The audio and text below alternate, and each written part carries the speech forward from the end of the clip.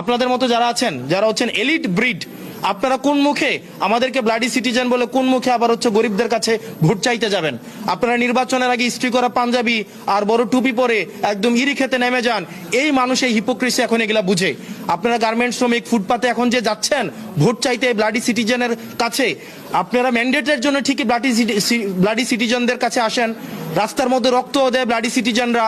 এই ব্লাডি সিটিজেনের রক্তের উপরে দাঁড়িয়ে আপনারা বিদেশে ব্যবসা করেন, ছেলে মেয়েদেরকে বেগম পাড়ায় রাখেন, সেফ এক্সিট নেন, ডুয়েল সিটিজেনশিপ নেন, এবং নিরাপদ যখন দেখেন তখন বাংলাদেশে এসে ব্লাডি সিটিজেনদের রক্তের উপরে দাঁড়িয়ে তখন আবার নির্বাচনে দাঁড়াবেন।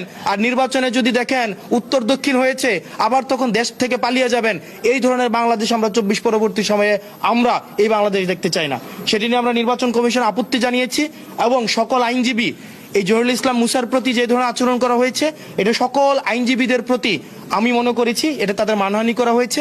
এবং কমিশনের মধ্যেই সকল পক্ষের আইনজীবী, শুধুমাত্র যে জহিরুল ইসলাম মুসা না, সকল পক্ষের আইনজীবী, এখানে বিএনপি পন্থী বা অন্যান্য যেই আইনজীবীরা ছিলেন সবাই সেটা এই আব্দুল আওয়াল মিন্টুর আচরণে আহত হয়েছেন এবং তারাও সেখানে ইনস্ট্যান্ট তারা প্রতিবাদ জানিয়েছেন।